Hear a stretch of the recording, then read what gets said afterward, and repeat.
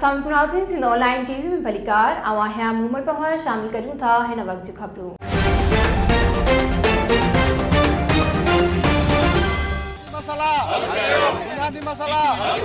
नासिर रानीपुर भरिसां ॻोठ बरकत हुसैन जे ॻोठाणनि जो बुनियादी सहूलतूं न मिलण खिलाफ़ एहतिजाजी मुज़ाहिरो करे धरणो हयो। सिंध ऑनलाइन टीवी जी रिपोर्टर रहीम सोलंकी जी ख़बर मूजिब ॻोठाणनि दान ॾींदे चयो आहे त असांजे ॻोठ में पंहिंजे पुल आहे उहा न आहे, ॿियो रस्तो न आहे साईं, रस्तो बि असांखे पको ठारायो ॾिनो वञे। ॿियो असांजे अच वञ जे लाइ तमामु सो ॿार स्कूल वञनि था, हुन लाइ बि मसइला आहिनि।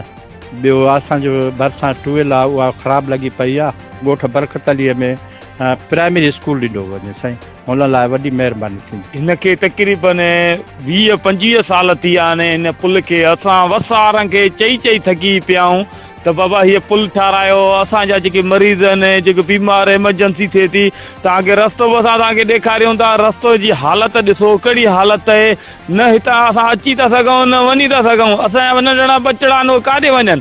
असां वसारनि खे चई थकी पिया आहियूं। हीअ पुल आहे, पुल ख़तमु थी आहे, हिनखे 20-25 साल थी विया आहिनि। हर हिकु नुमाइंदो असां वटि अचे थो, बाबा वोटनि जो टाइम थिए थो त बाबा असांखे वोट ॾियो, वोट लाइ नुमाइंदा असां वटि अचनि था। बाक़ी प्लस में असां जेको असांजी जाइदी मसइला आहिनि उहो हल करण वारा केर बि कोन्हे को। असां बुनियादी मसइला को रस्तो कोन्हे।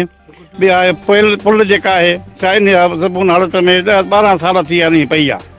असांखे टपण में वॾी मुश्किलात आहे। केॾी महिल भेलारण था अचूं त केॾी महिल नवरखीअ था अचूं त केॾी महिल एमरजेंसी थिए थी, को मरीज़ आहे या का ॻाल्हि आहे त कुलनि ते खणी रोड ते था पहुचायूं।